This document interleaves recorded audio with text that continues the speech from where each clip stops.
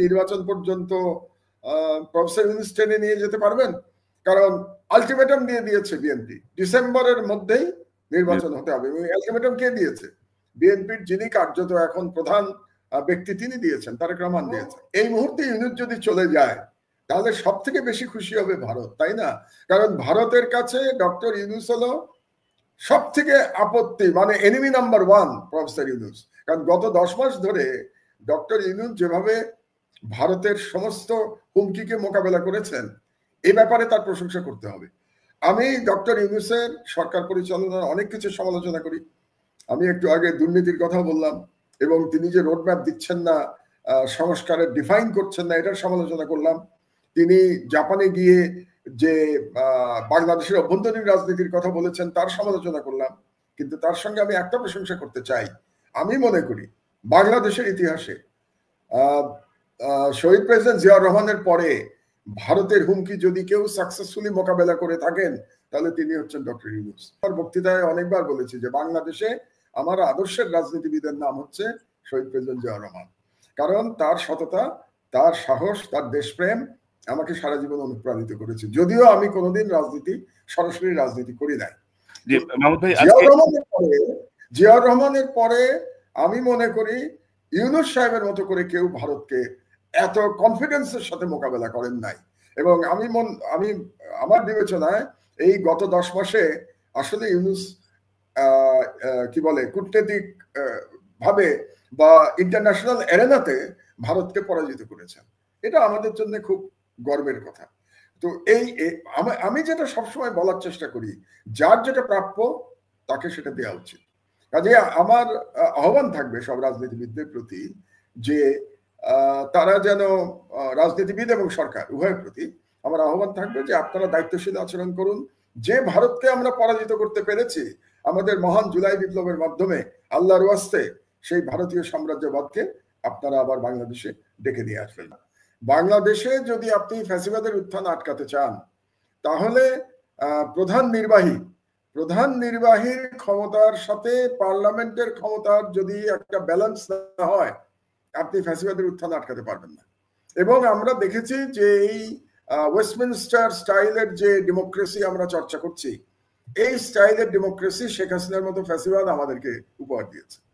সুতরাং আমি বেশ কিছুদিন আগে, মাস 2 আগে সম্ভবত, আমি রাওয়াতে একটা বক্তৃতা করেছিলাম বাংলাদেশের সংস্কারের উপরে।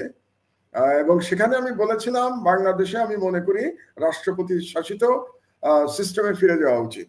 এবং রাষ্ট্রপতি শাসিত সিস্টেমটা আমেরিকার মতো হওয়া উচিত, যেখানে প্রেসিডেন্ট 2 বার নির্বাচিত হবেন, 2 বারের বেশি হতে পারবেন না। এবং প্রেসিডেন্টের সাথে পার্লামেন্টের, ওদের দেশে যেটাকে কংগ্রেস বলে এবং সিনেট বলে, ওদের তো দ্বিকক্ষ বিশিষ্ট, আপনি জানেন, আপনি তো আছেনই ওই দেশে, কাজেই আমি আপনাকে আর কি শেখাচ্ছি। তো যেহেতু ওখানে কংগ্রেস এবং সিনেট আছে, তো কংগ্রেস সিনেটের সাথে প্রেসিডেন্টের ক্ষমতার ভারসাম্য আছে। তো বাংলাদেশেও আমি মনে করি একটা প্রেসিডেন্সিয়াল সিস্টেমে আমাদের যাওয়া উচিত, প্রাইম মিনিস্টারের পদের কোনো প্রয়োজন নাই, এবং পার্লামেন্টের সাথে সেই প্রেসিডেন্টের ক্ষমতার সরকার কিংবা বিএনপি মানবে। তো বিএনপি সবসময় যেটা বলে, তারা একেবারে 72-এর সংবিধানকে তাদের কাছে এখন খুব ভালো মনে হচ্ছে। কেন তারা 72-এর সংবিধানকে ভালো বলে? তাদের তো বলা উচিত ছিল যে আমরা শহীদ জিয়ার সংবিধানকে সাপোর্ট করি। তো শহীদ জিয়ার সংবিধান তো 72-এর সংবিধান ছিল না। 72-এর সংবিধানে তো শহীদ জিয়া অনেক কিছু পরিবর্তন করেছিলেন, এটাতে আমি একটু পরে আসছি কি কি পরিবর্তন করেছিলেন। তো 72-এর সংবিধানে যদি থাকতে চান আপনি, তার মানে পার্লামেন্টারি সিস্টেমে থাকবেন। সেক্ষেত্রেও আমি মনে করি যে 2 টার্মের বেশি যদি আপনি প্রধানমন্ত্রীর সিস্টেম রাখেন তাহলে আবারও বাংলাদেশে ফ্যাসিবাদ ফিরে আসার আশঙ্কা থাকবে। কাজে আমি বাংলাদেশের একজন প্রবীণ নাগরিক হিসেবে আমার প্রত্যাশা হচ্ছে যে অবশ্যই এখানে ছাড় দেওয়ার কোনো সুযোগ নাই। 2 টার্মের বেশি বাংলাদেশে প্রধানমন্ত্রী থাকতে পারবে না। মিনিমাম এটাতে ঐক্যমত হতে হবে। আর এটাতে যদি ঐক্যমত না হয় তাহলে নির্বাচন যতই করেন না কেন অন্য কোনো সংস্কারের কোনো ভ্যালু আমার কাছে নাই।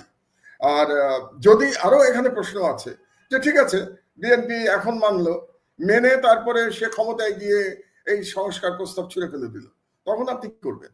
কিভাবে আটকাবেন সেটাকে? কারণ আমরা তো ধরে নিচ্ছি যে আগামী নির্বাচনে বিএনপি জয়লাভ করবে, এখন পর্যন্ত তাই মনে হচ্ছে। কোনো অল্টারনেটিভ তো আমার চোখে পড়ছে না। যে বিএনপি জয়লাভ করার কথা। তো বিএনপি জয়লাভ করে তারা যদি সিনসিয়ার না থাকে সংস্কারের উপরে, কোন কোন নেতা কিন্তু বিএনপির বলেছেন যে এই সমস্ত সংস্কার আমরা মানবো না, এরকম বক্তব্য আমরা শুনেছি। তো সেক্ষেত্রে বাংলাদেশের ভবিষ্যৎ আবারও আমাদের হয়তো লড়াইতে নামতে হবে, যেটা আমি একটা আমার লেখায় আমি লিখেছিলাম এই বুধবারের আগের বুধবারে, যে জুলাই বিপ্লব অসমাপ্ত থেকে গেছে, হয়তোবা জুলাই বিপ্লব সমাপ্ত করতে হবে।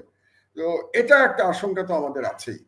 কিন্তু আমি তো এখন যেটা দেখতে পাচ্ছি তাতে কি নির্বাচন পর্যন্ত প্রফেসর ইউনূস টেনে নিয়ে যেতে পারবেন? কারণ আলটিমেটাম দিয়ে দিয়েছে বিএনপি, ডিসেম্বরের মধ্যেই নির্বাচন হতে হবে। এবং আলটিমেটাম কে দিয়েছে? বিএনপির যিনি কার্যত এখন প্রধান ব্যক্তি তিনি দিয়েছেন, তারেক রহমান দিয়েছেন, যে ডিসেম্বরের মধ্যেই নির্বাচন হতে হবে। So that's ultimatum. তো এই আলটিমেটাম যদি ইউনূস সাহেব না মানেন, তাহলে তো রাস্তায় তো শক্তি বিএনপি দেখাতেই পারে। তো রাস্তায় শক্তি দেখিয়ে যদি সরকার অচল করে দেয়, তাহলে বাংলাদেশ কি হবে আপনি আমি কেউই জানি না। সুতরাং আমার মনে হচ্ছে যে আগামী অন্তত 2 মাস বাংলাদেশের জন্য খুব গুরুত্বপূর্ণ, খুবই অনিশ্চয়তা বিরাজ করছে। এবং এই 2 মাস পরে আমরা বুঝতে পারবো যে আসলে কি আমরা একটা গণতান্ত্রিক ট্রানজিশন হবে, নাকি আবার আমরা অনিশ্চয়তার মধ্যে যাব, আবার কেওস শুরু হবে।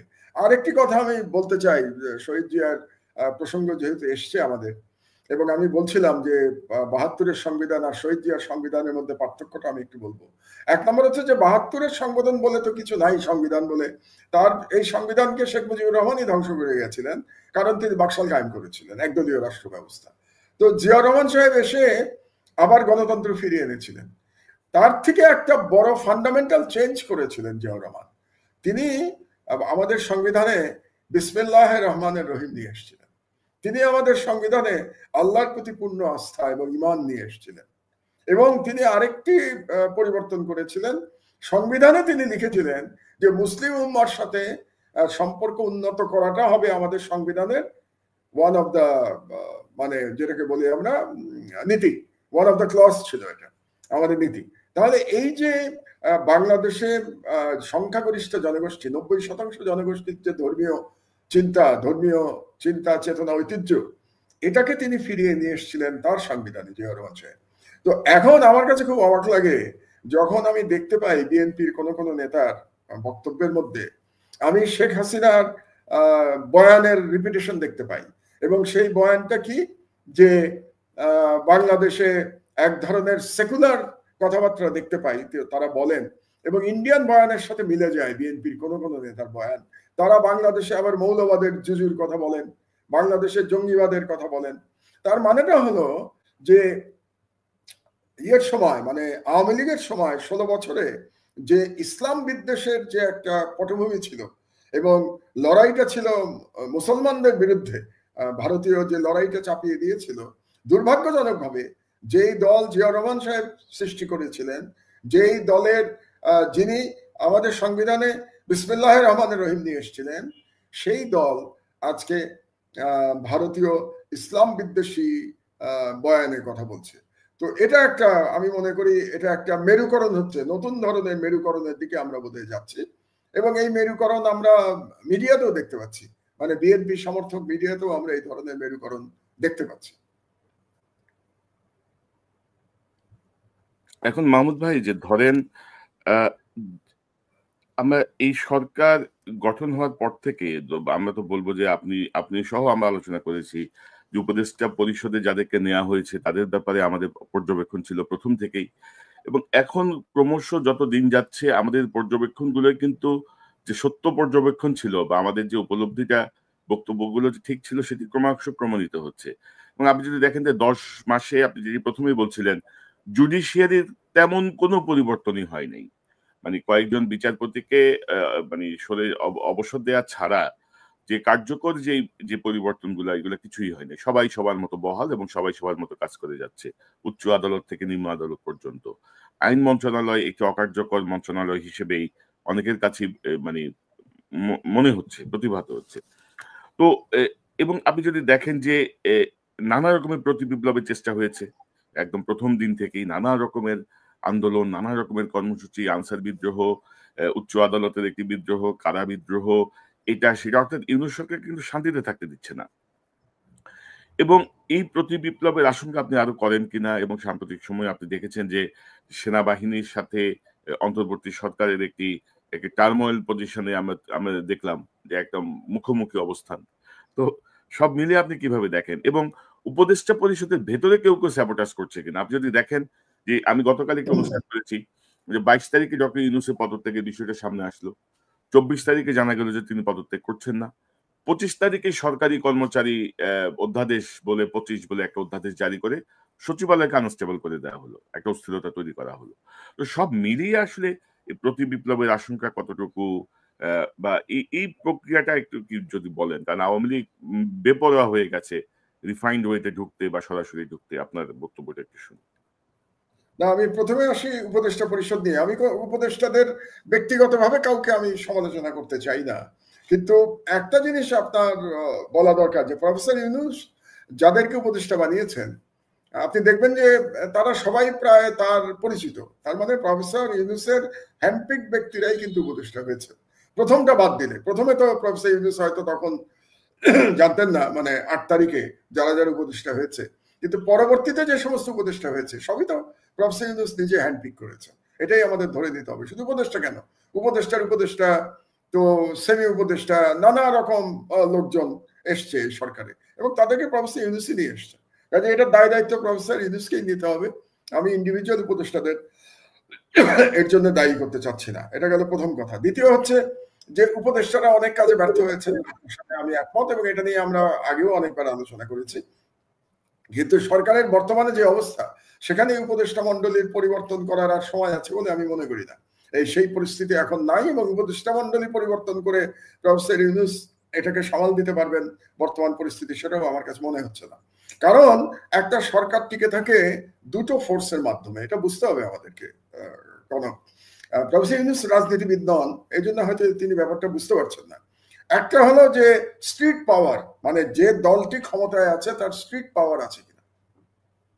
আর দ্বিতীয়টা হলো যে মিলিটারি তাকে কতটা, মানে মিলিটারি তো একটা ইনস্টিটিউশন, বাংলাদেশে ইনস্টিটিউশন হিসেবে মিলিটারি তাকে কতটা সাপোর্ট করছে। তো এই মুহূর্তে আমরা যদি প্রফেসর ইউনূসের সরকারের দিকে তাকাই, প্রফেসর ইউনূস কিন্তু এই মুহূর্তেও বাংলাদেশের সব থেকে জনপ্রিয় ব্যক্তি। আমি আপনাকে নিশ্চিতভাবে বলে দিতে পারি, যদি প্রেসিডেন্সিয়াল ইলেকশন হয় এবং প্রফেসর ইউনূস যদি ইলেকশনে দাঁড়ান, আমি মোটামুটি নিশ্চিত যে তিনি ইলেকশনে জিতবেন। এটা ব্যক্তি ইউনূস, কিন্তু ইউনূস সাহেবের সরকার তো জনপ্রিয় না, তিনি ব্যক্তি হিসেবে জনপ্রিয়। এটা গেল একটা। আর দ্বিতীয় হচ্ছে যে প্রফেসর ইউনূসের কোনো স্ট্রিট পাওয়ার নাই। স্ট্রিট পাওয়ার বিএনপির হাতে, স্ট্রিট পাওয়ার জামাতের হাতে। আর উনি যেটা আশা করেছিলেন যে ছাত্রদের হাতে স্ট্রিট পাওয়ার থাকবে, সেটা এখন আর নাই। এই 10 মাসে ক্ষয়িষ্ণু হয়ে গেছে ছাত্ররা, বিভিন্ন কারণে হয়েছে। এটা নিয়ে আমি ডিটেলস আলোচনা করতে চাচ্ছি না, আমাদের শো অনেক লম্বা হয়ে যাবে এটা নিয়ে আলোচনা করতে। বাট বাস্তবতা হলো ছাত্রদের হাতে এখন আর কোনো স্ট্রিট পাওয়ার নাই। জামাতের আছে, বাট প্রধানত বিএনপির আছে। আর কার আছে? আওয়ামী লীগের আছে, যে আওয়ামী লীগ এখন পালিয়ে আছে। তো এখন যদি বিএনপি মাঠে নামে প্রফেসর ইউনূসের বিরুদ্ধে, তাহলে বিএনপির সাথে কিন্তু আওয়ামী লীগের নেতাকর্মীরাও মাঠে নেমে যাবে। এটা সম্পর্কে আপনি নিশ্চিন্ত থাকেন। এমনকি ভারত থেকে নির্দেশ চলে আসবে আওয়ামী লীগের প্রতি যে তোমরা ইউনূস বিরোধী আন্দোলনে মাঠে নাও। তার মানে পুরো স্ট্রিট পাওয়ারটা সরকারের বিরুদ্ধে চলে যাবে, ইউনূস সাহেবের বিরুদ্ধে চলে যাবে। ওদিকে সেনাবাহিনীর সাথেও তার দূরত্ব তৈরি হয়েছে।